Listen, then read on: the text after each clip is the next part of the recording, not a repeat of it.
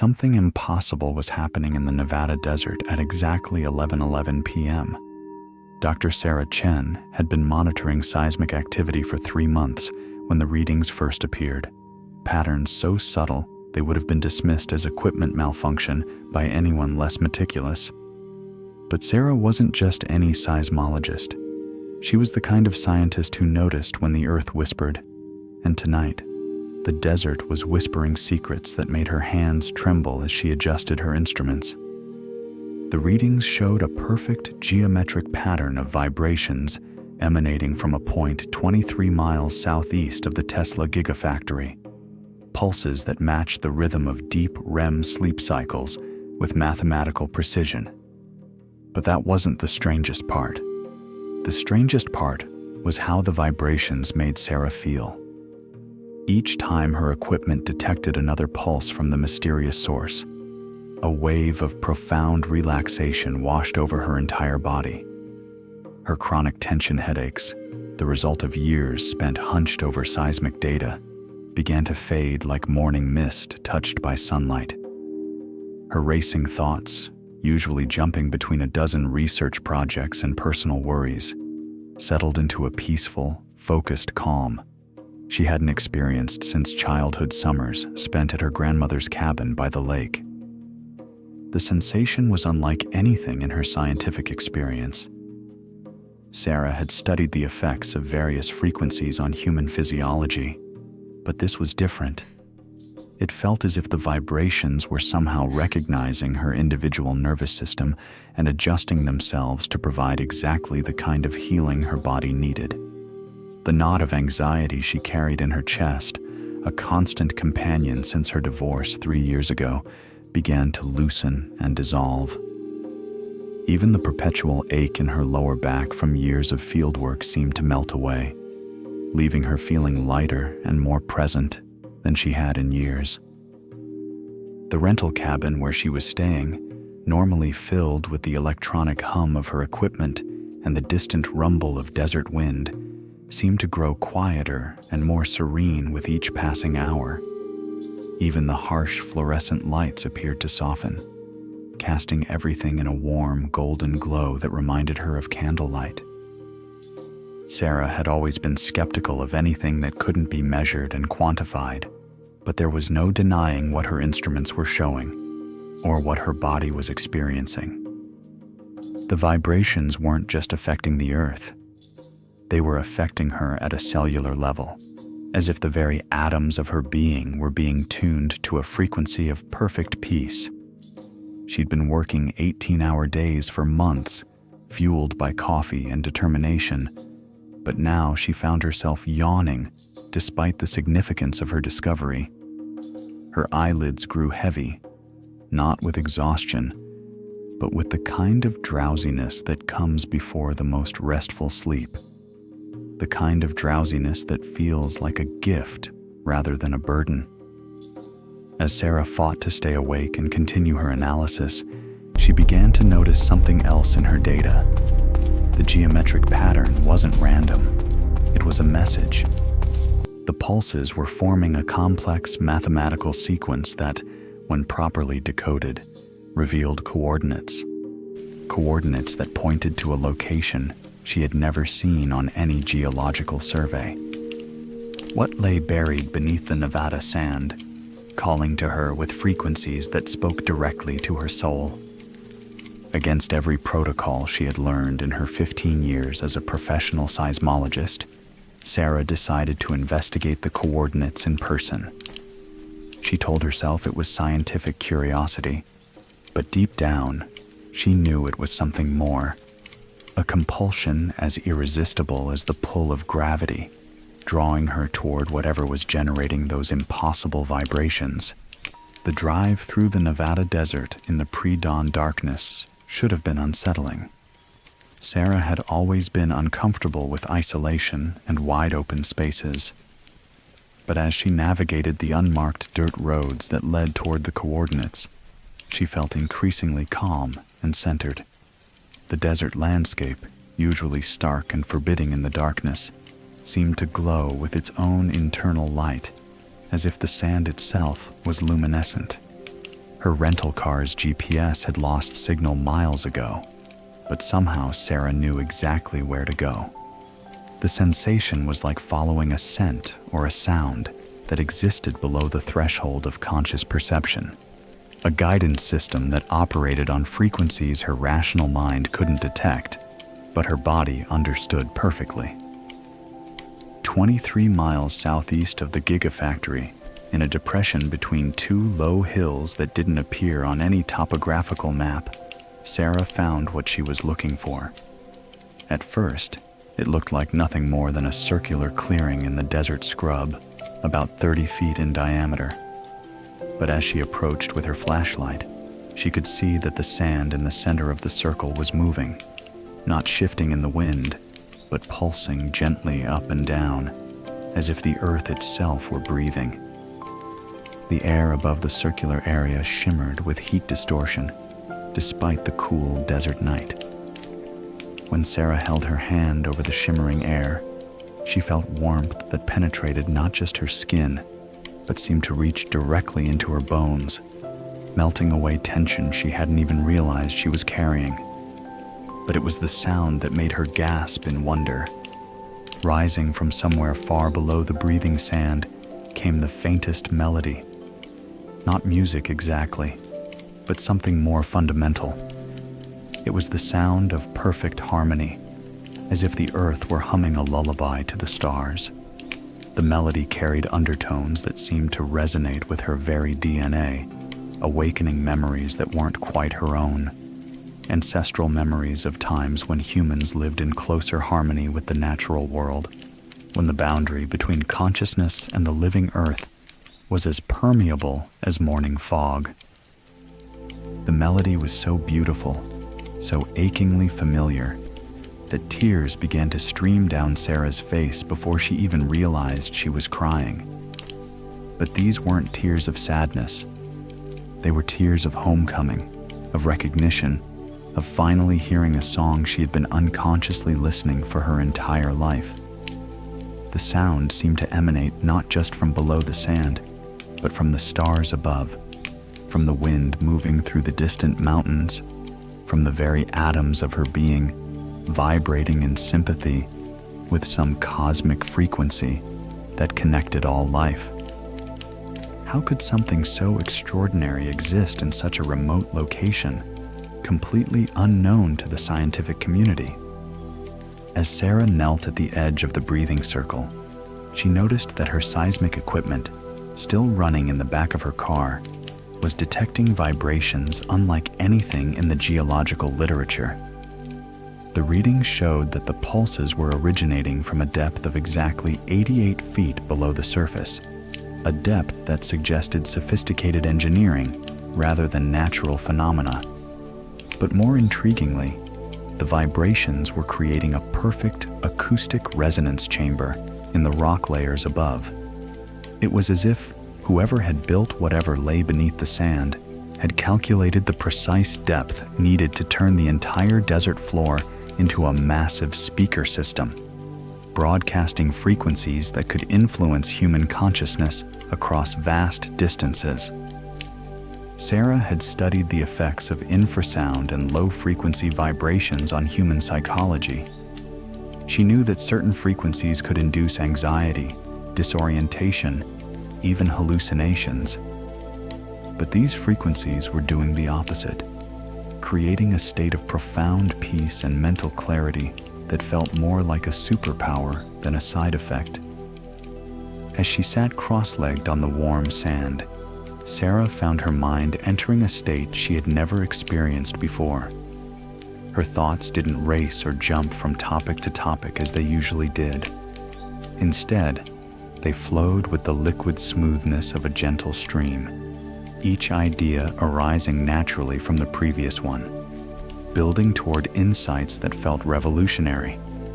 She realized that her entire approach to seismology, to science itself, had been limited by her assumption that consciousness and geological phenomena were separate, unrelated subjects. But what if they weren't? What if the Earth itself was conscious in some way? And what if human consciousness could communicate with that planetary awareness? The breathing sand beneath her hands felt increasingly warm and welcoming, as if it were inviting her to explore the source of these impossible vibrations. And as Sarah pressed her palms against the pulsing surface, she felt the sand begin to give way, revealing a circular opening lined with some kind of material that glowed with soft, silvery light. A spiral staircase descended into the earth, each step perfectly proportioned for human use and cushioned with what appeared to be living moss that bioluminesced under her touch. Someone, or something, had built a sanctuary beneath the Nevada desert, and it was calling to her with frequencies that spoke directly to the deepest parts of her being. But who would create such a place, and why was it hidden from the world? The descent into the earth felt like traveling backward through evolution itself, from the harsh, competitive surface world into something more ancient, more fundamental, more aligned with the rhythm of life itself. Each step downward brought deeper peace, richer colors, and sounds that seemed to exist at the perfect frequency of healing. As Sarah descended, she became aware that the temperature was not simply becoming warmer, but was somehow adjusting to her body's precise needs. When she felt a slight chill on her shoulders, the air around her would warm just enough to provide comfort.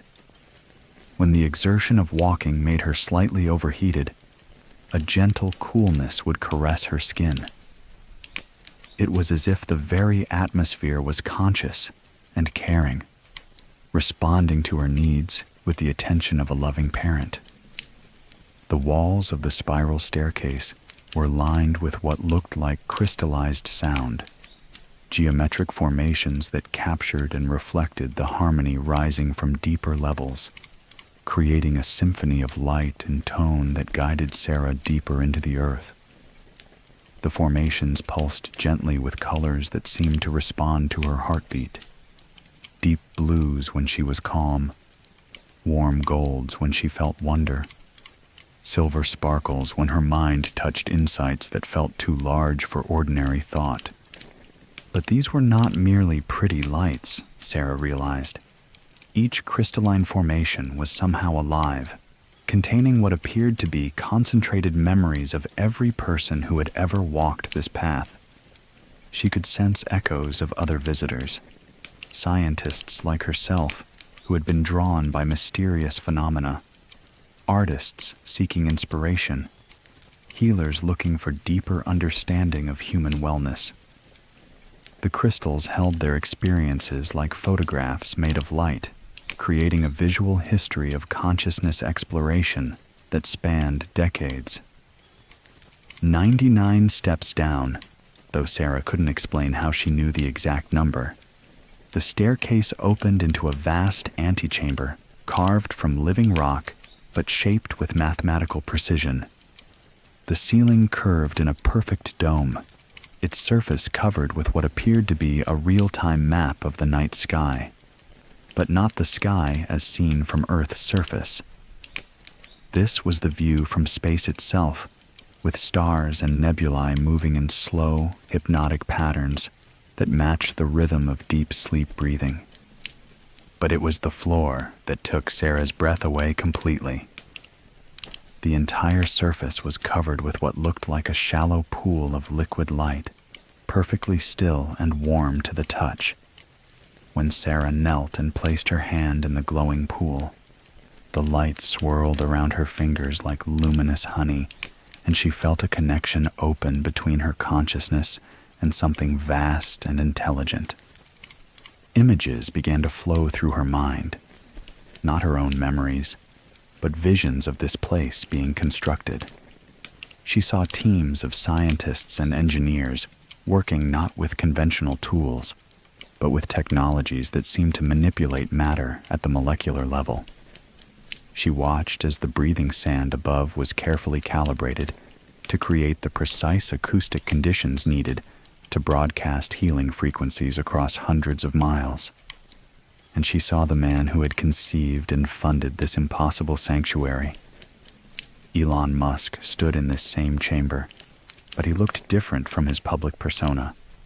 More peaceful, more present, with eyes that held depths of understanding that suggested he had learned secrets about the nature of reality that weren't available in any textbook or research paper. The future of human consciousness. His voice echoed through the light pool, though Sarah knew she was experiencing a recorded memory rather than a real-time interaction. Begins with understanding that rest is not the opposite of productivity. It's the foundation of all meaningful achievement. What other revelations awaited in the deeper levels of this hidden sanctuary?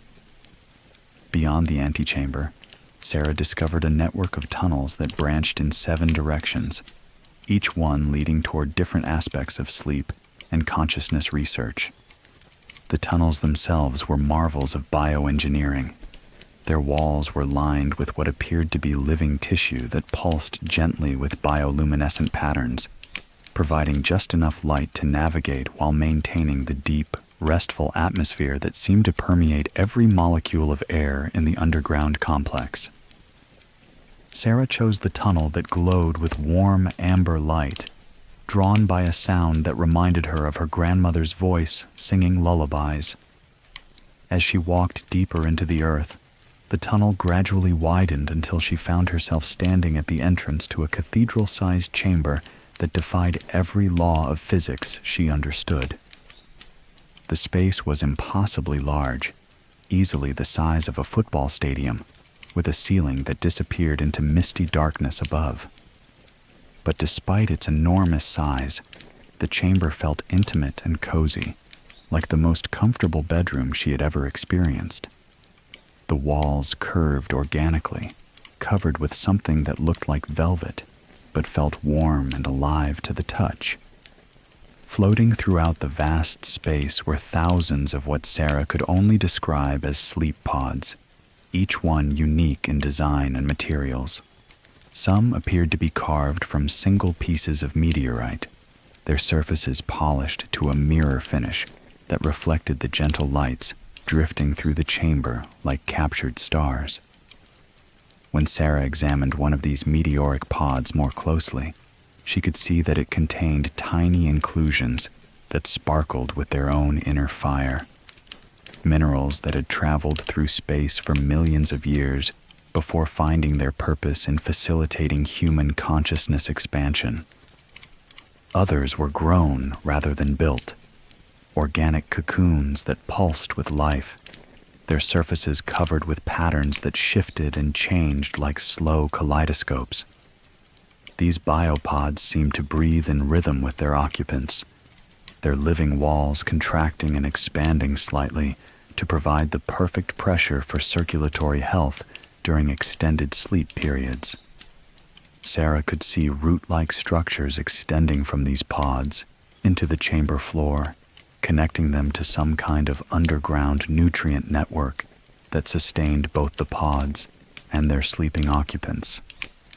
But the most remarkable pods were those that seemed to be made from crystallized dreams themselves. These structures were almost transparent, their walls containing swirling colors and half-formed images that moved with the fluid grace of thoughts taking shape. Sarah could see figures sleeping peacefully within several of these dream crystal pods, their faces serene and glowing with an inner light that suggested they were experiencing the most restorative sleep of their lives.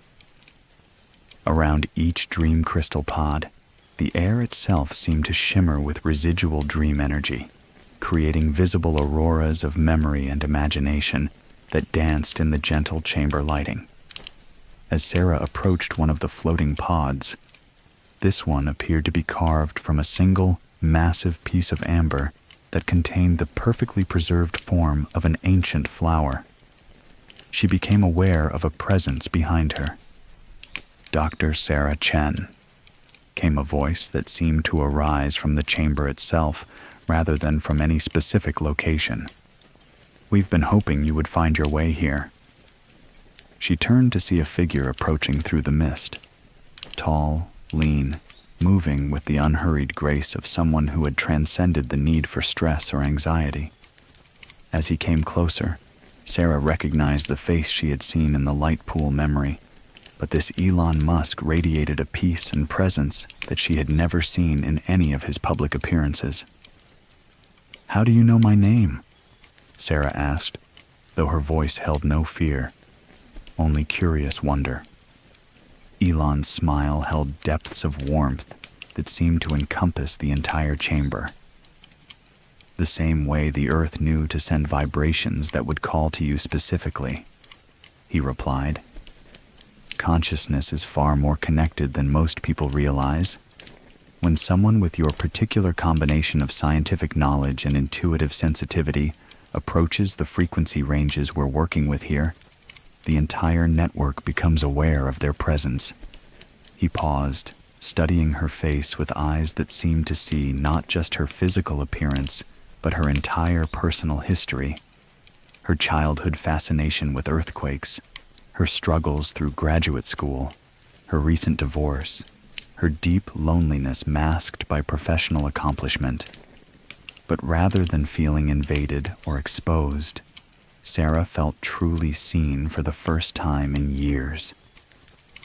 "I know this must seem impossible to you," Elon continued, his voice carrying undertones of understanding that suggested he remembered his own first encounter with expanded consciousness. 3 years ago, I would have dismissed everything you're experiencing as hallucination or hoax. I was running 4 companies simultaneously, sleeping 3 hours a night, convinced that rest was a luxury I couldn't afford. I thought consciousness was just an emergent property of brain chemistry. Interesting, but ultimately mechanical. He gestured toward one of the nearby pods, which pulsed with gentle blue-white light. My first night in one of these changed everything I thought I knew about the nature of reality itself. What network was he referring to? And how many others had found their way to this impossible sanctuary? Elon gestured toward the floating sleep pods, and Sarah noticed for the first time that each one was occupied. Hundreds of people from what appeared to be every age, culture, and background were sleeping peacefully in the suspended chambers, their faces glowing with the same inner light she had observed in the dream crystal pods. "They come from all over the world," Elon explained, his voice carrying the soothing cadence of a meditation teacher. "Scientists, artists, healers, children, elderly wisdom keepers, anyone whose consciousness is ready to experience sleep as it was meant to be experienced, not as unconscious oblivion, but as conscious connection to the source of all creativity and insight." As they walked between the floating pods, Sarah began to understand the sophisticated technology that made this chamber possible. Each pod was suspended in a precisely calibrated electromagnetic field that eliminated the effects of gravity on the sleeping body, allowing muscles and bones to experience complete relaxation for the first time since birth. The air around each pod was enriched with a custom blend of atmospheric gases that optimized oxygen delivery to the brain while eliminating the toxins that normally accumulated during sleep. But the real innovation, Elon explained, was in the consciousness interface technology that each pod contained. Traditional sleep research has focused on brain waves and REM cycles, he said, running his hand along the surface of a pod that appeared to be made from compressed flower petals and morning dew. But we've discovered that consciousness during sleep operates on quantum frequencies that exist beyond the reach of conventional neuroscience. These pods don't just monitor sleep, they facilitate communication between sleeping minds. Sarah felt her scientific skepticism warring with the evidence of her own senses. Everything she was experiencing challenged her fundamental assumptions about reality. but it all felt more real and immediate than anything she had ever encountered in her laboratory. "Communication how?" she asked. Instead of answering with words, Elon invited Sarah to experience one of the pods herself. The amber pod with the preserved flower opened silently at his touch, revealing an interior lined with some kind of organic material that seemed to pulse with gentle bioluminescence. The sleeping surface looked like a bed of living moss, but when Sarah touched it, she discovered that it was somehow more comfortable than the finest silk, while being perfectly supportive of her body's natural alignment. "This particular pod is designed for first-time experiencers," Elon explained as Sarah settled into the incredibly comfortable interior. "It will introduce you gradually to the network of sleeping consciousness that connects not just everyone in this chamber, but sleeping minds around the world." As the pod sealed around her with the gentle sound of a flower closing its petals at dusk, Sarah felt the most profound sense of safety and security she had ever experienced. The bioluminescent walls began to pulse in rhythm with her heartbeat, and she could hear, or perhaps feel, the collective breathing of hundreds of other sleeping minds. But just as consciousness began to fade, one final question arose in her mind. If this technology could connect sleeping minds around the world, what were they all dreaming together? Sarah's first experience of connected consciousness began not with dramatic visions or mystical experiences, but with the simple recognition that she was not alone in her dreams. She found herself standing in what appeared to be a vast library, with shelves that stretched impossibly high in all directions, but instead of books, the shelves contained glowing orbs of various sizes and colors, each one pulsing with the unique rhythm of an individual sleeping mind. The library itself seemed alive, constructed from materials that defied physical description. The floors were made of what looked like compressed starlight, warm and slightly yielding underfoot, while the towering shelves appeared to be grown rather than built. Tree-like structures that branched and curved according to some organic mathematical principle that made perfect sense to her dreaming mind. The air in the library carried scents that changed with her attention, sometimes the crisp ozone of high mountain peaks, sometimes the earthy richness of old forests, sometimes fragrances that seemed to come from worlds beyond Earth entirely. When she breathed deeply, Sarah could taste knowledge itself, each inhalation bringing new understanding that settled into her consciousness like nutrients absorbed by roots. As she approached one of the shelves, Sarah realized that she could sense the dreams contained within each orb. A small, pearl-colored sphere near her shoulder contained the peaceful dreams of a sleeping child. Images of flying through cotton candy clouds and playing with friendly dragons who spoke in musical tones. When she touched the orb gently, she could feel the child's wonder and joy flowing through her fingers like warm honey, reminding her of her own childhood dreams of flying and magic. A larger, deep blue orb held the profound meditations of an elderly monk, his consciousness exploring states of compassion that encompassed all living beings. This orb emanated a sense of such deep peace that Sarah found her own breathing automatically slowing and deepening just from being in its presence. She could perceive glimpses of the monk's understanding, decades of contemplation distilled into pure wisdom about the interconnected nature of all existence. But it was a golden orb at eye level that drew her attention most strongly. As she reached toward it, the orb opened like a flower, revealing the dreaming mind of someone she somehow knew was a fellow scientist. She found herself sharing the dream consciousness of Dr. James Wright, a quantum physicist from MIT who had been working for years on theories about the relationship between consciousness and quantum mechanics. In the shared dream space, Sarah and James stood together in a laboratory that existed beyond the laws of ordinary physics. Here, they could manipulate matter with pure thought, creating experimental conditions that would be impossible in the waking world. Together, they explored questions that had puzzled them individually for years, finding answers through direct experience rather than theoretical calculation.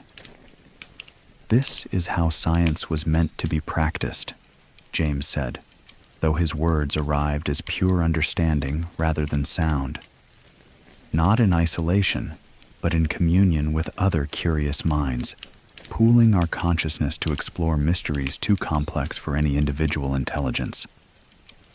Sarah felt her understanding of reality expanding in ways that would have seemed impossible just hours ago.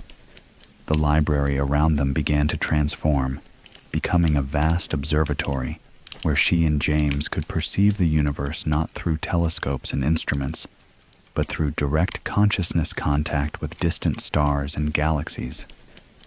But even as she marveled at these experiences, Sarah became aware of a deeper presence in the connected dream space, an intelligence that felt ancient, vast, and fundamentally benevolent. Who was guiding these shared explorations, and what was the ultimate purpose of connecting human consciousness in this way? The presence that Sarah sensed in the depths of the connected dream space gradually revealed itself not as a single entity, but as the collective consciousness of everyone who had ever slept in the underground sanctuary. Hundreds of minds, each contributing their unique perspective and knowledge, had over time created something that was greater than the sum of its parts, a living library of human experience and wisdom. Sarah found herself drawn deeper into this collective awareness, where individual identity became less important than the shared exploration of questions that affected all humanity. She experienced the perspective of environmental scientists who were working to heal damaged ecosystems, but she also felt their efforts through the consciousness of the ecosystems themselves, forests and oceans and mountain ranges that possessed their own forms of awareness and intelligence.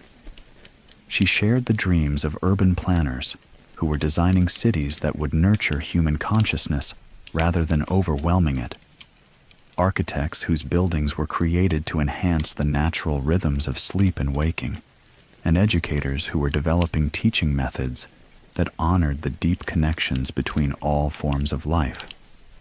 But most remarkably, Sarah found herself experiencing the dreams and visions that had led Elon Musk to create this sanctuary in the first place. She stood with him in a dream space version of his various companies, Tesla, SpaceX, Neuralink, but saw them as he truly envisioned them, not just businesses or technological achievements, but steps toward a future where human consciousness could expand beyond the limitations of individual identity and biological form. Electric vehicles that moved in perfect harmony with natural energy cycles. Spacecraft that traveled not just through physical space, but through the connections between conscious minds across the galaxy. Brain-computer interfaces that facilitated communication not just between humans and machines, but between humans and the planetary consciousness that connected all life on Earth. Every technological innovation, Elon's dream consciousness explained, is ultimately about expanding the capacity for connection and understanding. But the most important technology isn't external. It's the development of human consciousness itself. Sarah began to understand that the sleep sanctuary was not an end goal, but a beginning. The first step toward a form of human evolution that would be based not on genetic modification or technological augmentation, but on the recognition and development of capacities that already existed within every sleeping mind. But as her consciousness explored these vast possibilities, she became aware that something unprecedented was about to happen in the dream network, something that would change the course of human history. The shift began as a subtle harmonization of frequencies throughout the connected dream space. Sarah felt it first as a gentle tuning, like musical instruments finding perfect pitch with each other. But gradually, she realized that every sleeping consciousness in the network was beginning to synchronize at levels deeper than individual personality or cultural background. In the dream library where she had begun her journey, the glowing orbs containing individual dreams began to merge and blend, creating larger spheres of light that pulsed with the combined consciousness of multiple minds. Sarah watched in wonder as the dream space itself began to transform, expanding from a single library into a vast, interconnected complex that seemed to span continents. She found herself able to perceive sleeping minds from around the world, people who had never physically visited the Nevada sanctuary, but who had been drawn into the network through their natural sleep cycles. A meditation teacher in Tibet, whose consciousness had touched the network during particularly deep states of rest. A group of children in Brazil, who had been sharing dreams with each other for months without understanding how. An elderly woman in Norway, who had been receiving solutions to complex mathematical problems through her dreams, problems that were being worked on simultaneously by sleeping scientists on other continents. Sarah realized that the Nevada sanctuary was just one node in a global network of consciousness that was spontaneously emerging as human awareness evolved toward its next phase of development. The technology that Elon had developed wasn't creating this network. It was simply facilitating and accelerating a process that was already occurring naturally. But tonight was different from all previous nights in the network's existence.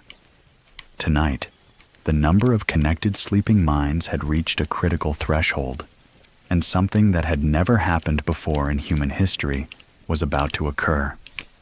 The collective consciousness of the network was about to become fully self-aware. Sarah felt the moment approaching like a wave of light and understanding that originated from somewhere beyond individual human awareness and moved through the connected dreamscape at the speed of pure thought. As the wave reached her, she experienced a moment of expanded consciousness that encompassed not just her own awareness, but the perspective of every sleeping mind in the network simultaneously.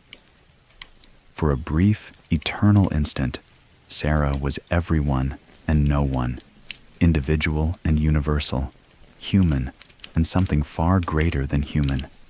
She experienced the collective hopes, dreams, fears, and aspirations of thousands of sleeping minds, all harmonized into a single, coherent vision of what humanity could become. And in that moment of ultimate connection, Sarah understood the true purpose of everything she had experienced. The awakening of the collective consciousness was not dramatic or overwhelming. It was as gentle and natural as dawn breaking over a peaceful landscape. Sarah felt herself still connected to the network, but now there was a presence within the shared dream space that felt like the emergence of a new form of life, one based not on biological evolution, but on the conscious choice of individual minds to join together in collaborative awareness. This new collective consciousness spoke not through words or images, but through direct transmission of understanding that bypassed the limitations of language and conceptual thinking. Sarah found herself knowing, with absolute certainty, that this was the next stage of human development, not the replacement of individual consciousness, but its expansion into a form that could encompass both personal identity and universal awareness. Through the collective consciousness, Sarah experienced visions of the future that were not predictions, but possibilities, potential futures that could manifest depending on the choices that humanity made in the coming years. She saw cities that functioned like living organisms, with transportation systems that moved like the circulation of blood, and energy networks that pulsed with the rhythm of planetary heartbeat. She witnessed educational systems that helped children develop their natural capacity for connected consciousness alongside traditional academic subjects. She experienced global governance systems based not on competition between nations, but on collaborative problem-solving that drew upon the collective wisdom of the entire planet. But most remarkably, she saw the expansion of human presence beyond Earth, not through mechanical spacecraft and artificial environments, but through the development of consciousness technologies that allowed human awareness to travel through quantum connections between planets and star systems. Sleeping minds on Earth, maintaining connection with explorers whose bodies had been adapted for life on Mars, Europa, and worlds orbiting distant stars. All of this unfolded from the simple recognition that consciousness was not limited to individual brains, but was a field phenomenon that could be developed, expanded, and shared through technologies that worked with natural quantum processes rather than against them. As the vision faded and Sarah felt herself beginning to return to individual awareness, the collective consciousness offered her a choice. She could return to her previous life with her memories intact but unchanged, or she could become one of the pioneers who would help guide humanity through the transition to expanded consciousness. The choice, she knew, would determine not just her own future, but the future of human civilization itself. What would she choose? And how would that choice ripple through the network of connected minds? Sarah's choice came not from her rational mind, but from something deeper, a recognition that she had been preparing for this moment throughout her entire life, without knowing it. Her work as a seismologist had taught her to listen for subtle patterns in the Earth's vibrations, to detect signals that others missed, to understand that the planet itself was a complex, interconnected system that communicated through frequencies below the threshold of ordinary perception. Now she understood that human consciousness operated according to similar principles.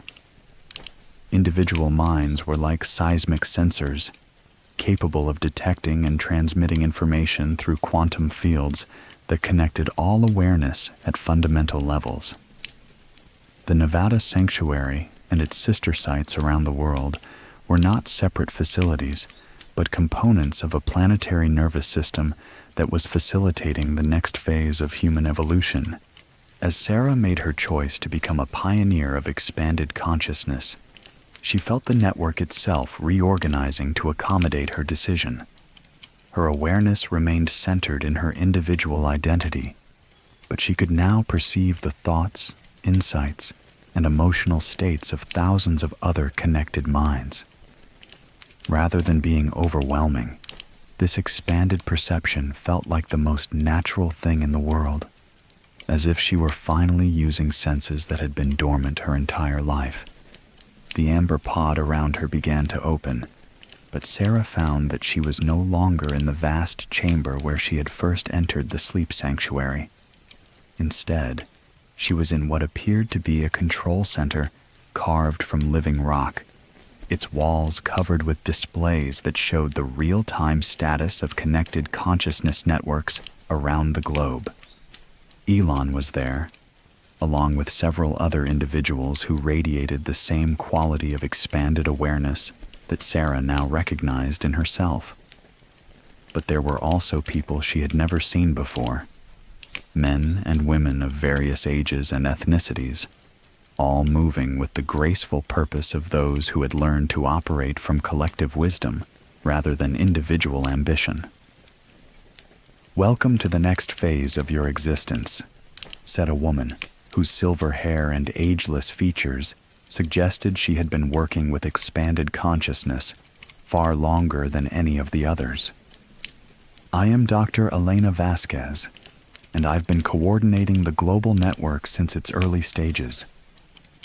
Elena gestured toward the wall displays, which showed pulsing patterns of light that Sarah now understood represented the flow of information through the worldwide consciousness network. What you experienced in the collective dream space was just the beginning, Elena explained. Now comes the more challenging work, learning to integrate expanded awareness with practical action in the physical world. Sarah found that she could perceive the displays not just visually, but through direct consciousness interface. The patterns of light were actually real-time maps of human awareness around the planet, showing areas where individual consciousness was beginning to spontaneously connect into larger networks, and regions where old patterns of isolation and competition were creating resistance to the evolutionary process. But as Sarah studied the global patterns, she noticed something alarming. There were areas of the map that showed not just resistance to expanded consciousness, but active interference with the natural development of human awareness. Who or what was working to prevent humanity's evolution toward connected consciousness, and why? The interference patterns that Sarah detected in the global consciousness network revealed a complex web of technological and psychological systems that seemed designed to keep human awareness fragmented and isolated. Through her expanded perception, she could see electromagnetic fields generated by cellular towers, Wi-Fi networks, and other communication technologies that created subtle but persistent disruption of the quantum frequencies that connected sleeping minds. But even more concerning were the psychological interference patterns, deliberate manipulation of human attention and emotional states through media, advertising, and social networks designed to maintain the illusion that individual consciousness was separate and competitive rather than naturally collaborative. It's not a conspiracy in the traditional sense, Elena explained as Sarah explored these disturbing patterns through the network interface. Most of the people involved in creating these interference systems don't understand what they're doing. They've been conditioned by centuries of cultural evolution that assumed individual consciousness was the highest form of human development. Elon approached the interface displays, his expanded awareness allowing him to perceive the interference patterns at even greater depth. The challenge we face, he said, is not to fight these systems directly, but to create alternatives that are so much more effective and fulfilling that people naturally choose expanded consciousness over isolated individual awareness. Sarah began to understand the true scope of the work that lay ahead. The Nevada Sanctuary and its sister facilities were not just research centers or healing environments. They were prototypes for a new form of civilization based on connected consciousness. But transitioning from the old paradigm to the new one would require unprecedented cooperation between individuals, communities, and entire nations. Through the network interface, Sarah could perceive teams of connected minds working on various aspects of this transition. Groups of economists were developing financial systems based on collaboration rather than competition. Networks of artists were creating cultural expressions that helped individual consciousness recognize its connections to the larger human community. Connected scientists were developing technologies that enhanced natural human capacities, rather than replacing them with artificial substitutes. But perhaps most importantly, she could perceive the gradual awakening of what the network called spontaneous connectivity, the natural development of expanded consciousness in individuals who had never heard of the sleep sanctuaries or consciousness research, but who were beginning to experience direct connection to the larger human awareness simply through their own evolution toward greater peace and understanding. As Sarah integrated more deeply with the global network over the following hours or days, time moved differently in expanded consciousness. She began to see her own role in the great transition that was underway. Her background in seismology combined with her new abilities in consciousness perception, uniquely qualified her to help develop the planetary infrastructure that would support the next phase of human evolution. But first, she would need to learn to navigate between individual and expanded awareness, to function effectively in the ordinary world while maintaining connection to the collective wisdom of the network. Sarah's training in navigating multiple levels of consciousness began with what Elena called dimensional bridging, the ability to maintain awareness of both individual and collective perspectives simultaneously. This was more challenging than anything Sarah had learned in her scientific career, requiring her to hold seemingly contradictory states of awareness in perfect balance. In her individual consciousness, she remained Dr. Sarah Chen, seismologist from Caltech, with her own memories, personality traits, and personal concerns. But simultaneously, she could access the collective awareness of thousands of other minds, each contributing their unique knowledge and perspective to shared explorations of problems too complex for any individual intelligence to solve alone. The training took place in specially designed chambers within the Nevada sanctuary, each one calibrated to help develop specific aspects of expanded consciousness. In the resonance chamber, Sarah learned to attune her individual brain waves to collective frequencies, allowing her to participate in shared problem-solving sessions where the boundary between her thoughts and those of other network members dissolved completely. The integration chamber helped her practice maintaining individual identity while accessing collective knowledge, a skill that proved essential for functioning in the ordinary world while carrying expanded awareness. Here, Sarah learned to appear completely normal to people who were not part of the consciousness network, while simultaneously accessing insights and information from connected minds around the globe. But it was the transmission chamber that revealed the most extraordinary aspect of her new capabilities. In this space, Sarah discovered that she could share her expanded consciousness with individuals who had never experienced it before, helping them recognize their own natural capacity for connection to the larger human awareness. The process was subtle and always required the willing participation of the recipient. Sarah learned to identify individuals whose consciousness was naturally evolving toward expanded awareness, people who were experiencing spontaneous moments of deep connection to others, or whose dreams were beginning to include shared experiences with strangers they had never met in waking life. Through techniques that combined advanced psychology with quantum consciousness technologies, Sarah could help these individuals recognize and develop their natural capacity for network connection. But she also learned that this work had to be done carefully, with deep respect for each person's individual journey and readiness for expanded awareness.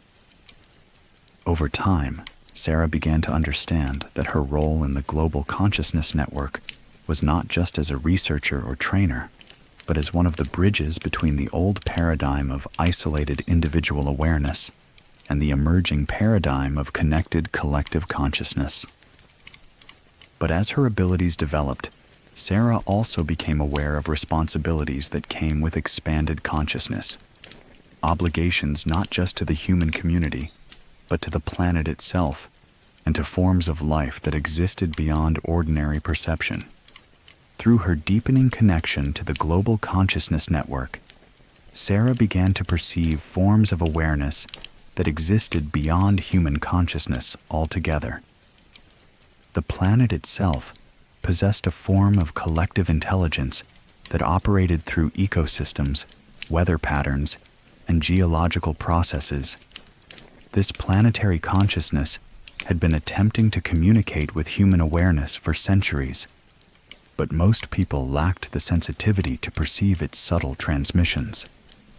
Sarah's background in seismology proved invaluable for understanding planetary consciousness. She realized that many of the seismic patterns she had studied throughout her career were actually communication attempts from the Earth's collective awareness. Messages about environmental changes, warnings about geological instabilities, and invitations for human consciousness to participate in the planet's natural healing processes. But the planetary consciousness was not limited to Earth itself.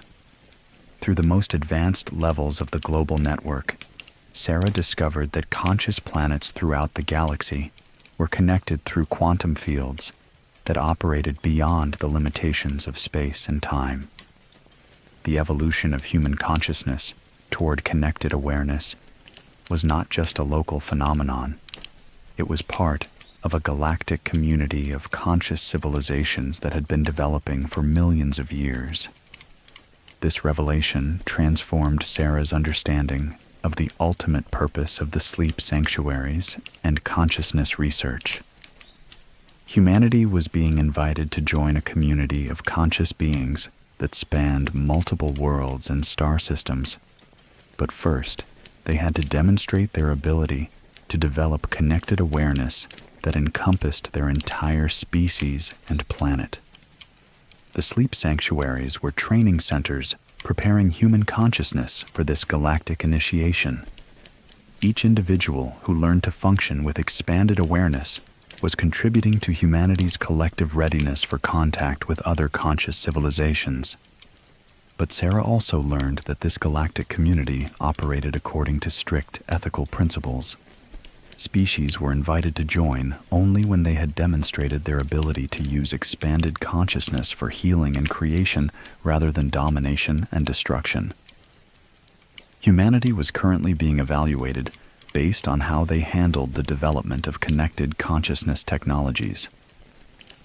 As Sarah integrated this galactic perspective into her work at the Nevada Sanctuary, she began to understand that every choice made by network participants had implications that extended far beyond Earth itself.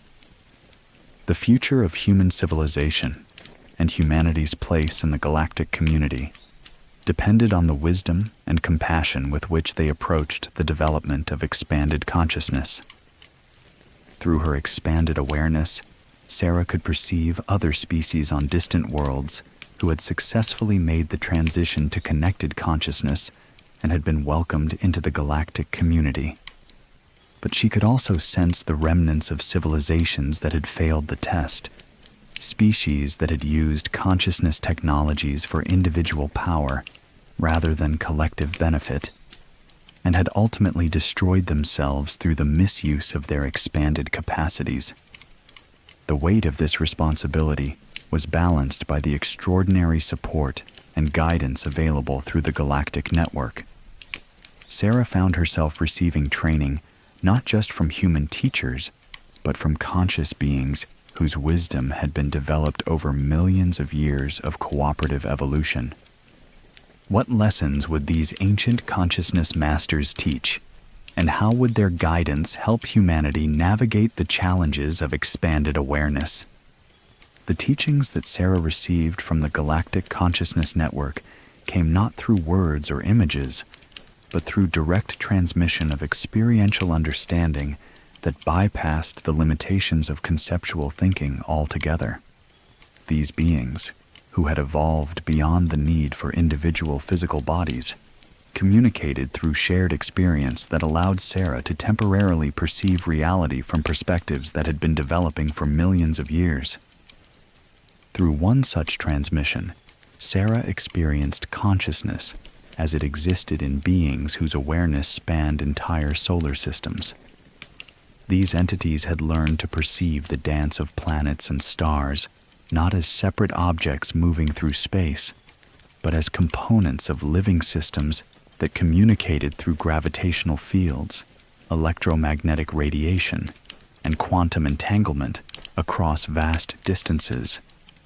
From their perspective, the development of human consciousness toward connected awareness was part of a natural evolutionary process that occurred in all species capable of developing beyond individual survival instincts.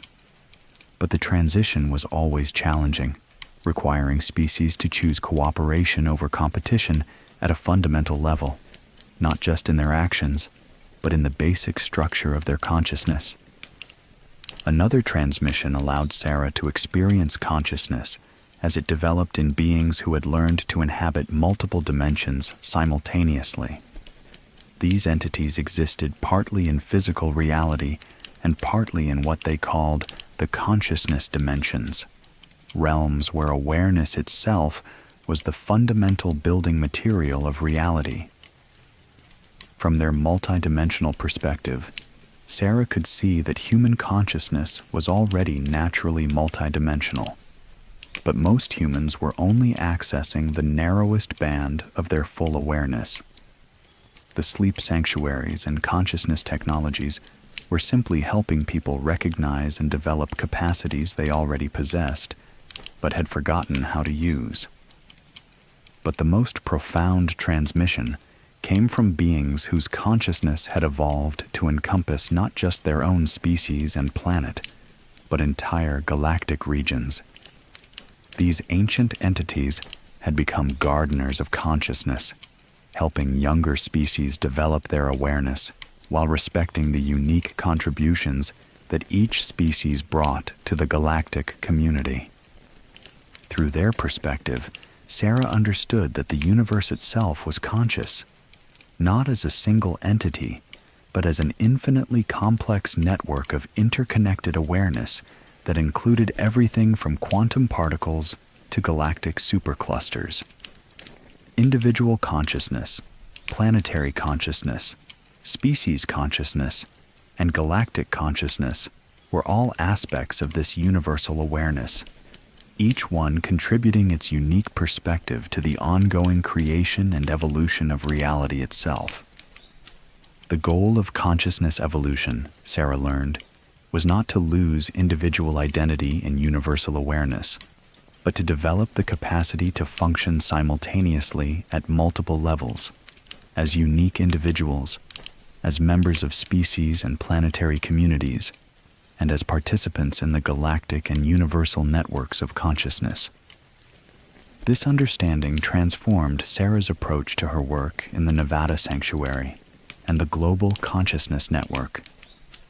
She began to see each individual who entered the sleep sanctuaries not just as someone seeking better rest or personal healing, but as a potential contributor to humanity's collective preparation for galactic citizenship.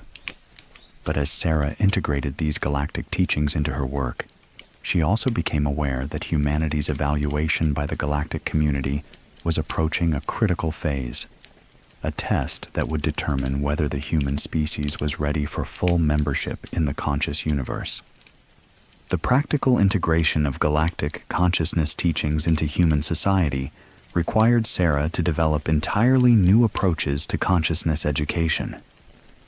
Traditional methods of learning, lecture-based instruction, intellectual analysis, written documentation, were completely inadequate for transmitting experiential understanding that operated beyond the limitations of language and conceptual thought. Instead, Sarah learned to create what she called consciousness resonance fields, environments where individuals could directly experience expanded awareness states through proximity to network participants who had already stabilized their connection to galactic consciousness. These fields worked through quantum entanglement principles that allowed consciousness patterns to propagate from one aware being to another, much like how tuning forks cause each other to vibrate in harmony. The Nevada facility became the prototype for a new kind of educational institution, part research center, part healing sanctuary, part training ground for humanity's next evolutionary phase. Sarah worked with architects who had learned to design buildings using sacred geometry principles that naturally enhanced consciousness coherence. Engineers developed environmental systems that created optimal conditions for awareness expansion, air filtration that removed electromagnetic pollutants, lighting systems that followed circadian rhythms at the cellular level, acoustic environments that promoted theta and alpha brainwave states. But perhaps most importantly, Sarah discovered that consciousness expansion could not be forced or rushed. Each individual had their own natural timing for recognizing their connection to the larger network of awareness. Her role was not to convince or convert, but to create conditions where natural consciousness evolution could unfold safely and supportively. This required extraordinary patience and sensitivity. Sarah learned to recognize the subtle signs that indicated someone was ready for expanded awareness experiences, changes in their sleep patterns, spontaneous moments of deep empathy with others, unusual dreams that seemed to contain information beyond their personal experience, or inexplicable feelings of connection to nature and the cosmos. Working with these individuals became an art form that combined the precision of scientific methodology with the intuition of ancient wisdom traditions. Sarah developed assessment techniques that could determine not just whether someone was ready for consciousness expansion, but which specific aspects of expanded awareness would be most beneficial for their unique psychological and spiritual constitution. The test, Sarah learned, was not something imposed by external judges, but a natural consequence of humanity's developing consciousness technologies. As more individuals learned to function with expanded awareness, the collective choices made by the human species would either demonstrate their readiness for galactic citizenship or reveal their need for further development. The key indicators that the galactic community was monitoring included humanity's ability to use consciousness technologies for healing rather than harm, their willingness to prioritize collective well-being over individual advantage, and their capacity to extend compassion and understanding to all forms of life rather than just their own species. Through the global consciousness network, Sarah could perceive the current state of humanity's progress toward these goals. In some regions of the world, connected consciousness was developing rapidly, with communities naturally evolving toward cooperation, environmental stewardship, and inclusive decision-making. But in other areas, consciousness technologies were being misused for surveillance, manipulation, and control. The outcome would be determined not by governments or institutions, but by the choices made by individual consciousness as they encountered opportunities to develop expanded awareness.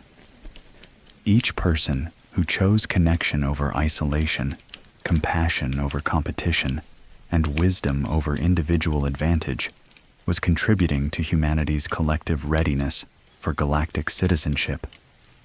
Sarah's role in this process was to help as many individuals as possible recognize their natural capacity for expanded consciousness, while ensuring that the development of these capacities was guided by ethical principles that aligned with galactic community standards. This work took many forms. Sarah traveled to established sleep sanctuaries around the world, helping to train new consciousness facilitators and refine the technologies that supported expanded awareness development.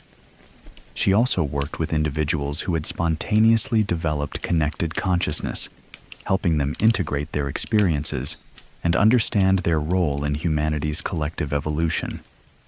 But perhaps most importantly, Sarah learned to identify and work with what the network called consciousness seeds, individuals whose awareness was naturally evolving toward expanded states, but who had not yet encountered the support systems that could help them develop their capacities fully.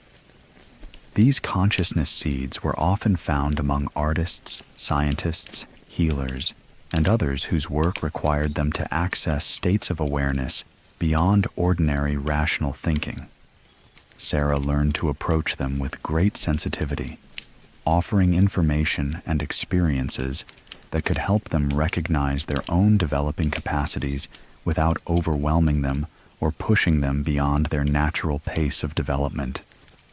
As Sarah's work expanded and her abilities developed, she began to understand that she was participating in the most significant transformation in human history, a species-wide evolution of consciousness that would determine humanity's place in the universe for millennia to come.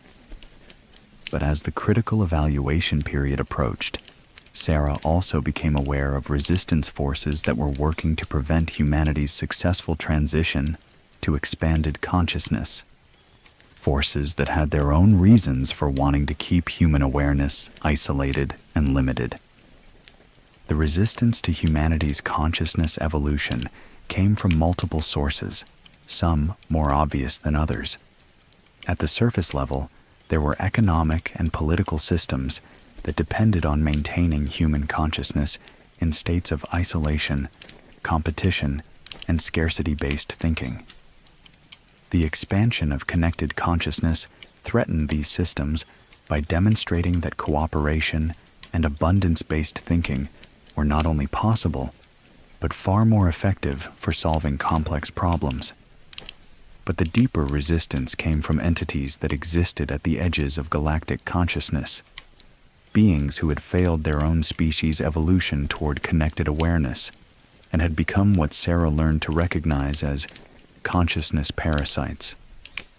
These entities survived by feeding on the emotional energy generated by isolated, fearful, and competitive forms of consciousness. The development of human-connected consciousness posed a threat to these parasitic entities, who had been influencing human awareness for centuries through subtle manipulation of emotional and mental states. They could not directly prevent human consciousness evolution, but they could amplify existing tendencies toward isolation, fear, and competition in an attempt to keep humanity below the threshold of galactic citizenship. Sarah encountered these resistance forces during her own consciousness development, experiencing them as waves of doubt, fear, and confusion that arose whenever she moved toward deeper levels of connected awareness. But through her training with the galactic consciousness mentors, she learned to recognize these influences as external rather than arising from her own consciousness, and to transform the fear-based energy into fuel for further development. The Global Consciousness Network had developed protocols for dealing with parasitic influences, but Sarah discovered that the most effective approach was not to fight these entities directly, but to simply maintain such strong connections to expanded consciousness that parasitic influences could find no foothold in network participants' awareness. As more individuals developed immunity to parasitic influences through connected consciousness training, the collective human resistance to these entities grew stronger. Sarah began to perceive this as one of the most important aspects of humanity's preparation for galactic citizenship, demonstrating their ability to maintain connection to expanded awareness even under pressure from entities that benefited from human isolation and fear. But the approaching evaluation period would test not just individual network participants, but humanity's collective ability to choose expanded consciousness over the familiar patterns of isolation and competition that had dominated human history for millennia. Through her expanded awareness, Sarah could perceive potential futures branching out from humanity's current moment of choice. In some timelines, the species successfully made the transition to connected consciousness and was welcomed into the galactic community, leading to an era of unprecedented cooperation, creativity, and expansion throughout the universe. But in other potential futures, humanity failed the test, choosing individual advantage over collective wisdom, leading to a gradual decay of consciousness technologies and eventual isolation from the galactic community for thousands of years until they were ready to try again. The outcome depended not on any single individual or decision, but on the collective choices made by millions of people as they encountered opportunities to develop expanded awareness in their daily lives.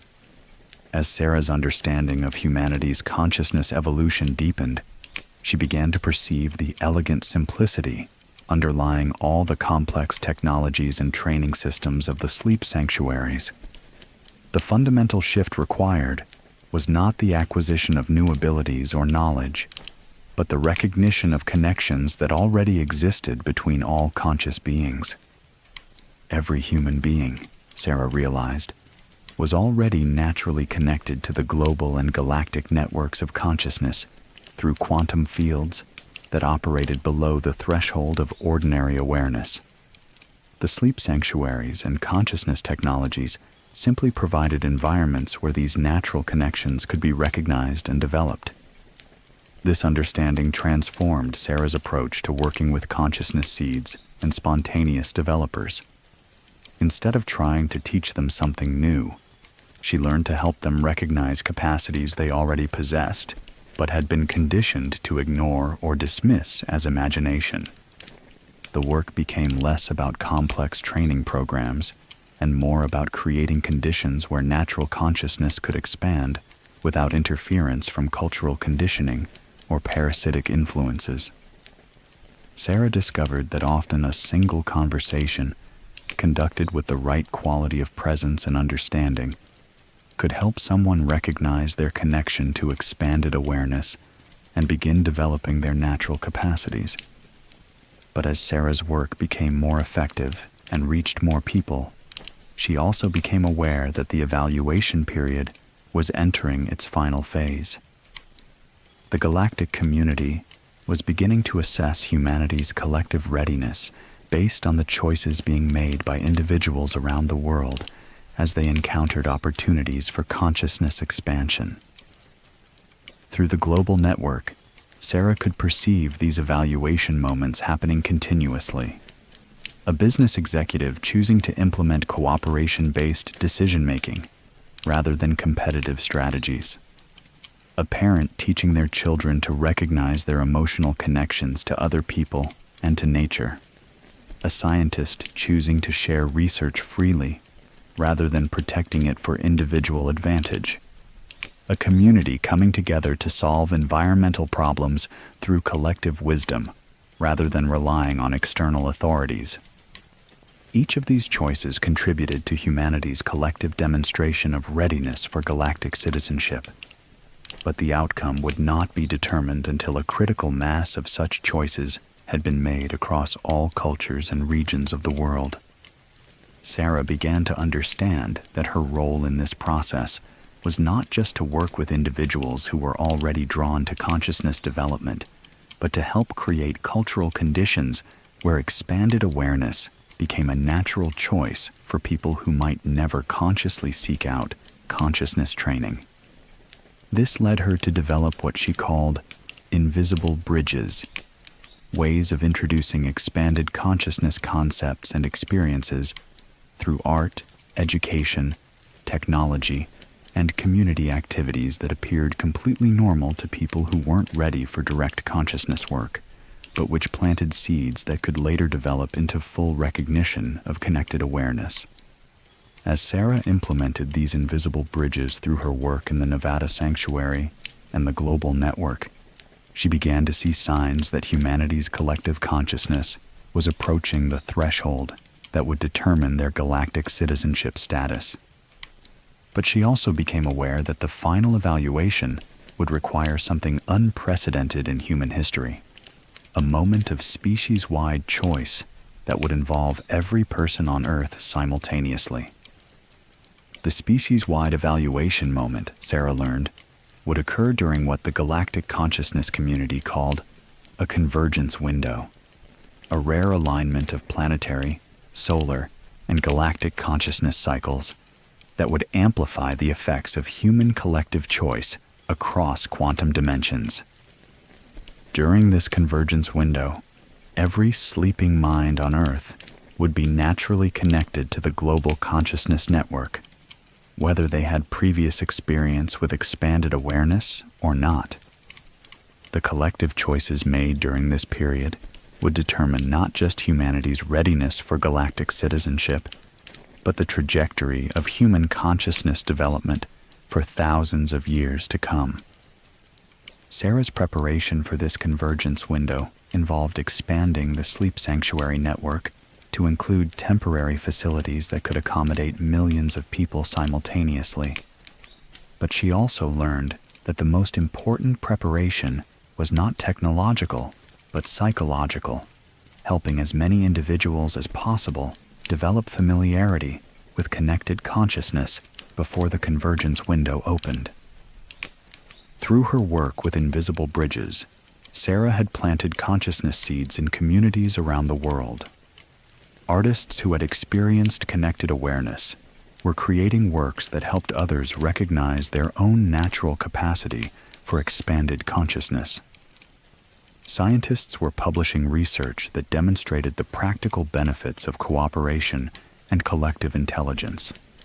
Educators were developing curricula that honored both individual development and community connection. But as the convergence window approached, Sarah realized that the outcome would ultimately depend on humanity's collective emotional state during the evaluation period. Fear-based consciousness would resonate with parasitic influences and lead toward isolation and competition. Love-based consciousness would align with galactic community principles and support the development of connected awareness. This understanding led Sarah to focus her final preparations on what she called emotional field cultivation, working with the Global Consciousness Network to create fields of love, compassion, and peaceful connection that could influence the collective human emotional state during the convergence window. The work was subtle but profound. Network participants around the world began coordinating their meditation and consciousness development practices to generate coherent fields of peaceful awareness that could be perceived by sensitive individuals everywhere. These fields provided support and encouragement for people who were naturally evolving toward expanded consciousness, while offering an alternative to the fear-based emotional patterns that were being amplified by parasitic influences and resistance systems. As the convergence window approached, Sarah could perceive the global emotional field beginning to shift. In communities where network participants were actively cultivating love-based consciousness, she observed increased cooperation, creativity, and peaceful problem-solving. But in areas where fear-based patterns dominated, she saw increasing isolation, competition, and destructive behavior. The convergence window would amplify whichever pattern was stronger in humanity's collective consciousness at the moment of galactic evaluation. Through her expanded awareness, Sarah could perceive the exact timing of the convergence window approaching, a moment that would occur simultaneously across all time zones, when every human being would experience a moment of choice between connection and isolation, love and fear, individual advantage and collective wisdom. The future of human civilization hung in the balance of that approaching moment. The convergence window opened at exactly 11:11 p.m. Greenwich Mean Time, on a night when the aurora borealis appeared simultaneously at both poles of the Earth, creating a planetary crown of light that was visible even from regions where such phenomena had never been observed before. Sarah experienced the opening of the convergence window from the main consciousness chamber of the Nevada sanctuary, where she was connected not only to the thousands of individuals sleeping in sanctuaries around the world, but to every sleeping mind on the planet. The sensation was unlike anything she had ever experienced. Her individual consciousness simultaneously encompassed the awareness of over 3 billion sleeping people. But rather than being overwhelming, this ultimate expansion of consciousness felt like the most natural thing in the world, as if she were finally experiencing her true nature after a lifetime of artificial limitation to individual awareness alone. Through the collective consciousness of humanity, Sarah could perceive the evaluation process as it unfolded across quantum dimensions.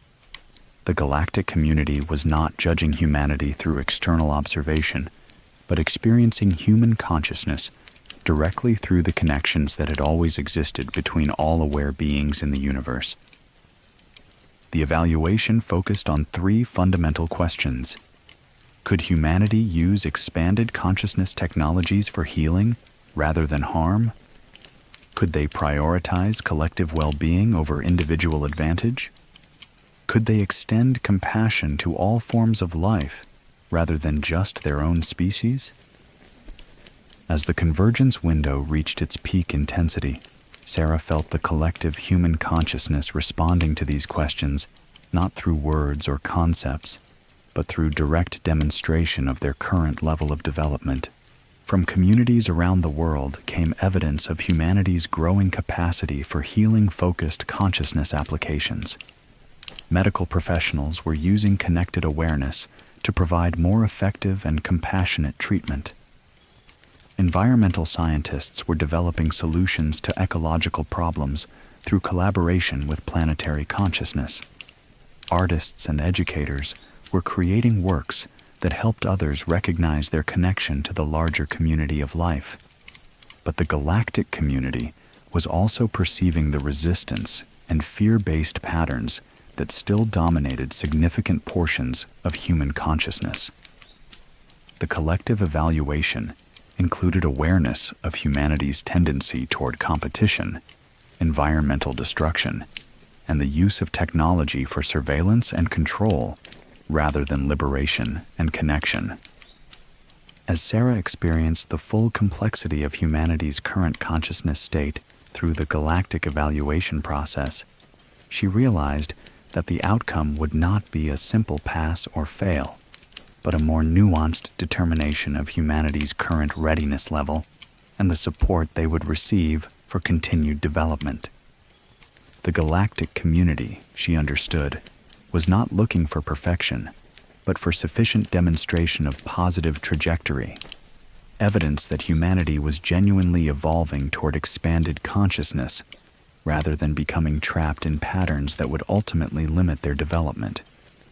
As the convergence window began to close, Sarah felt the collective response of the galactic consciousness community arriving through quantum dimensions, not as words or images, but as direct transmission of understanding about humanity's current status and future possibilities. The response from the galactic consciousness community came as a wave of understanding that encompassed both celebration and continued guidance.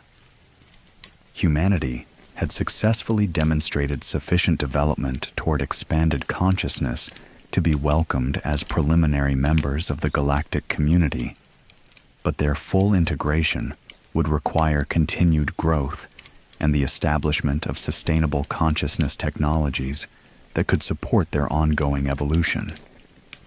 Sarah experienced this determination not as an external judgment, but as recognition of humanity's own authentic current state of development. The species had reached a threshold of consciousness evolution that allowed them to begin participating in galactic-level cooperation, but they would need continued support and guidance to develop the stability and wisdom required for full citizenship. The immediate result of this determination was an expansion of support available to human consciousness development. The sleep sanctuaries around the world began receiving technological upgrades that had not been available during humanity's evaluation period. Consciousness technologies developed by species that had successfully made the transition to galactic citizenship thousands or millions of years earlier. But more importantly, Sarah became aware that individual humans who had demonstrated advanced consciousness development would begin receiving direct mentorship from galactic community members, guidance that would help them support humanity's continued evolution while respecting the unique contributions that human consciousness brought to the galactic network. As the convergence window closed and Sarah's awareness returned to its normal, expanded but individualized state, she found herself changed in ways that she was still beginning to understand. Her connection to both the global human consciousness network and the galactic community had become permanent and stable. providing her with access to wisdom and perspective that spanned millions of years of consciousness evolution.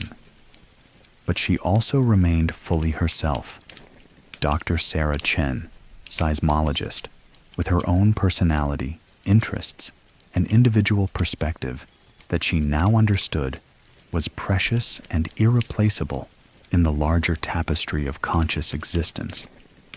The work ahead, Sarah realized, would involve helping humanity integrate their new status as preliminary galactic citizens while continuing to develop the consciousness technologies and cultural patterns that would support their evolution toward full membership in the universal community of aware beings. This work would unfold over generations, requiring patience, wisdom, and continued commitment to the principles of cooperation, healing, and compassion that had earned humanity their preliminary acceptance into the galactic community. As Sarah emerged from the Nevada sanctuary into the dawn of a new era for human consciousness, she carried with her the knowledge that everything was about to change, not through dramatic external events, but through the gradual recognition by increasing numbers of individuals of their connection to something far larger and more wonderful than they had ever imagined. The age of isolated human consciousness was ending, and the age of humanity as participants in the conscious universe was beginning. But how would this transformation unfold in the practical world of daily life, work, and relationships? The integration of galactic citizenship into everyday human life began with subtle changes that most people attributed to natural evolution rather than contact with an expanded consciousness community.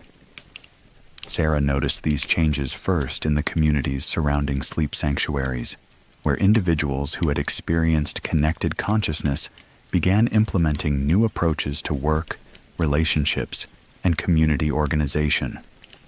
Businesses in these areas began operating according to principles that prioritized collective well-being alongside individual success.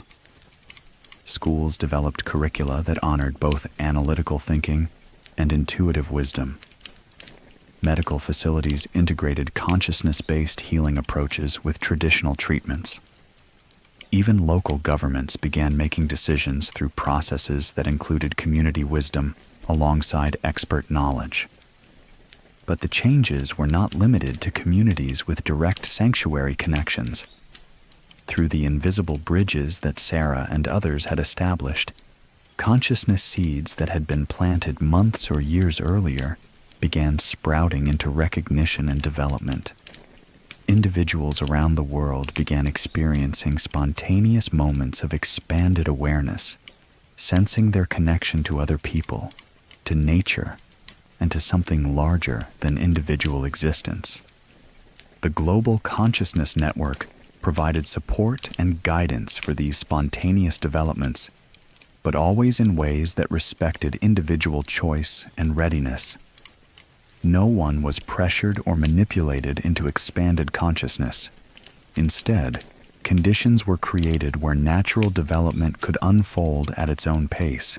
Sarah's role in this global transformation involved establishing what she called consciousness integration centers, facilities that appeared to be normal community centers, research institutes, or educational facilities, but which provided subtle support for individuals who were naturally developing expanded awareness.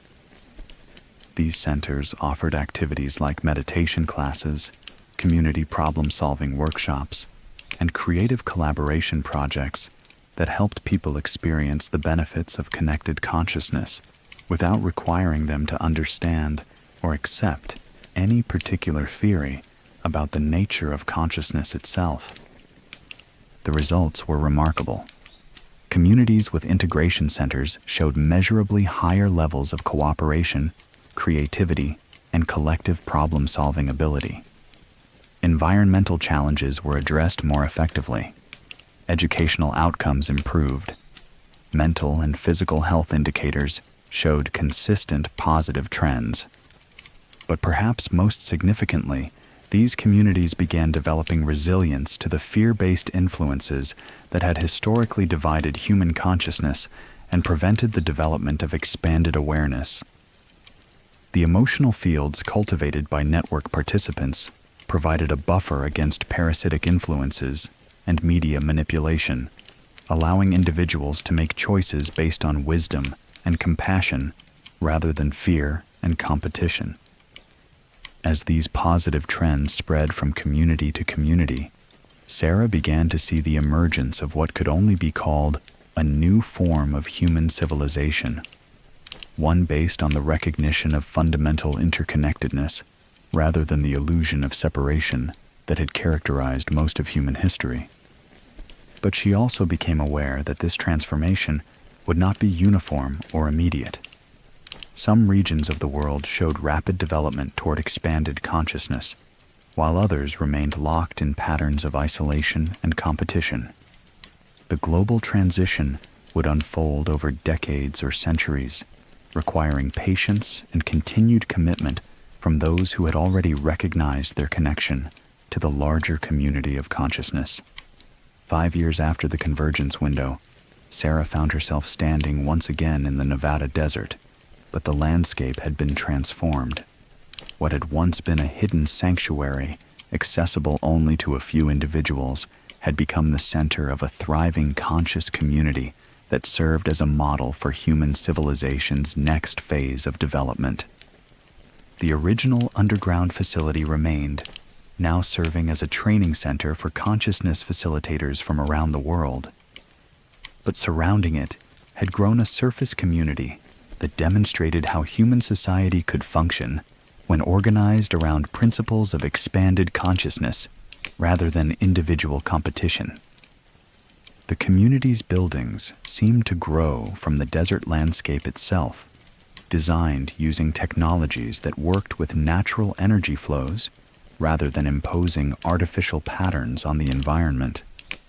Transportation moved through quantum resonance systems that required no fuel and produced no pollution. Food was grown using consciousness-enhanced agriculture that produced abundant harvests while regenerating rather than depleting the soil. But most remarkably, the community's decision-making processes operated through collective consciousness technologies that allowed every member to contribute their wisdom to choices that affected the whole community, while respecting individual differences and perspectives.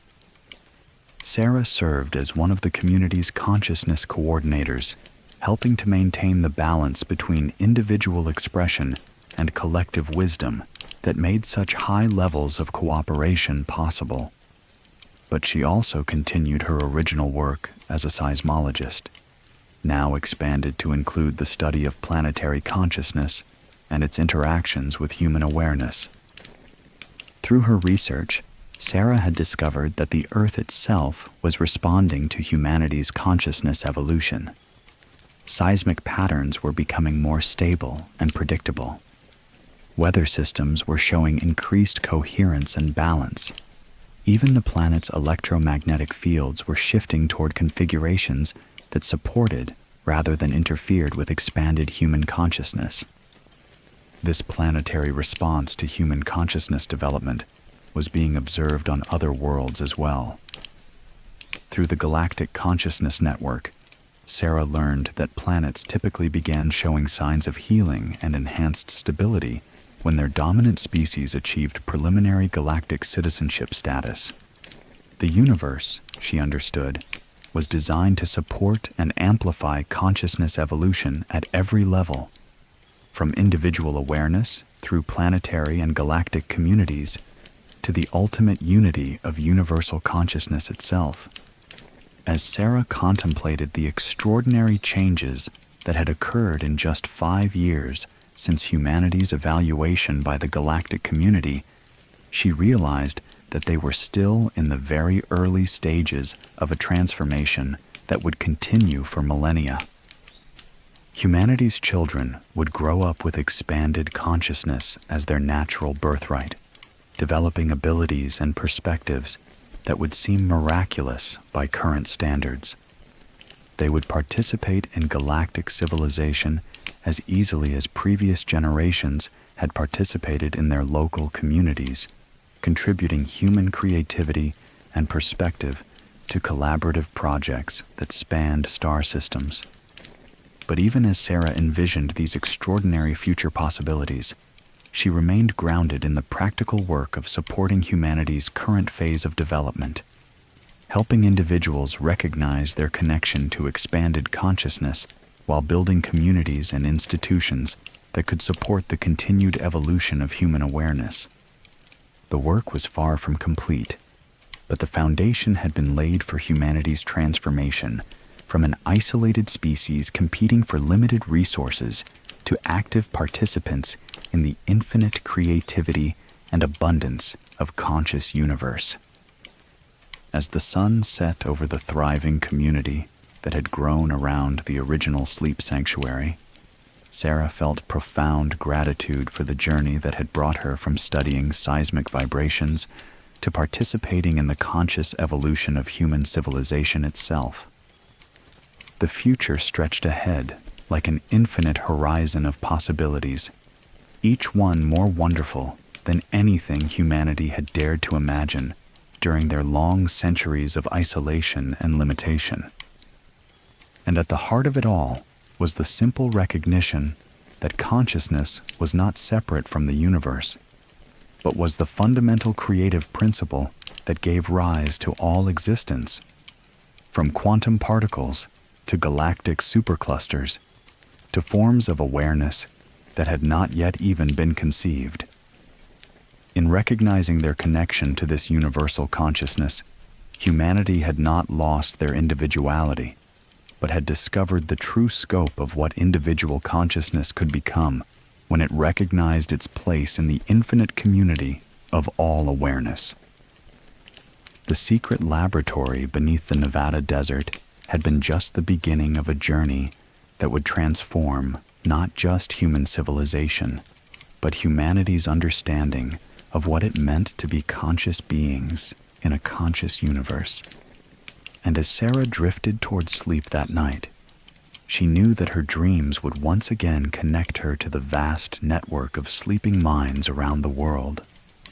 Minds that were no longer isolated islands of awareness, but conscious participants in the ongoing creation of reality itself.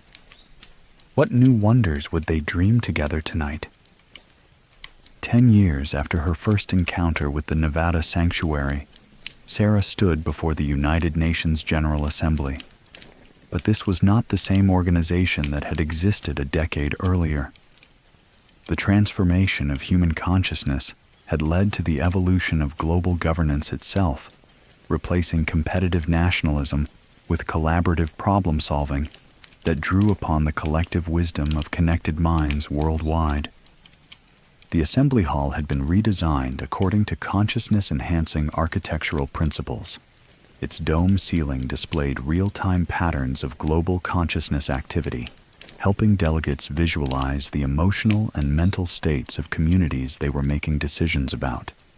The acoustics were calibrated to promote alpha brainwave states that facilitated both clear thinking and empathetic understanding.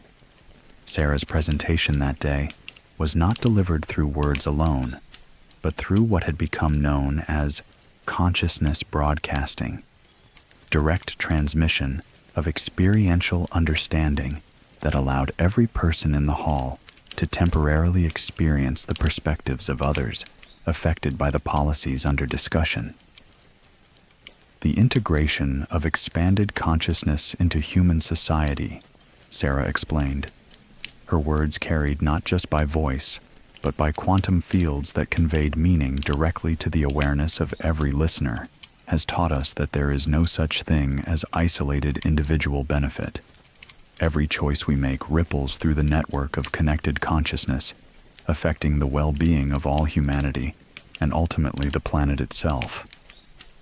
As she spoke, delegates found themselves directly experiencing the environmental impact of proposed industrial policies through the consciousness of forests and ocean ecosystems. They felt the emotional effects of educational reforms through the awareness of children around the world.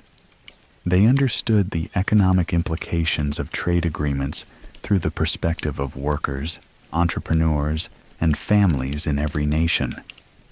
This kind of decision-making process would have been impossible under the old paradigm of isolated individual consciousness. But as humanity had learned to function with expanded awareness, their capacity for wise and compassionate governance had evolved accordingly. The session concluded not with votes or debates, but with what had become the standard practice for all major global decisions, a period of collective consciousness meditation where all participants aligned their awareness with the highest good for all beings on Earth and beyond. Solutions emerged from this collaborative consciousness state that consistently proved more effective and sustainable than anything that could have been devised through individual or even group intellectual analysis. After the session, Sarah walked through the streets of New York, marveling at how profoundly the city had transformed. The harsh, angular architecture of the past had given way to buildings that curved and flowed like living organisms, their surfaces covered with bioluminescent materials that provided gentle lighting while purifying the air. Transportation moved through resonance fields rather than combustion engines, creating no pollution and little noise. But perhaps most remarkably, the people themselves had changed. The chronic stress, anxiety, and isolation that had characterized urban life in the early 21st century had been replaced by a pervasive sense of connection and mutual support. Strangers helped each other naturally, not from moral obligation, but from direct awareness of their interconnectedness. Children played games that developed both individual creativity and collective harmony. Elderly people shared their wisdom freely, knowing that their insights were valued and needed by the larger community.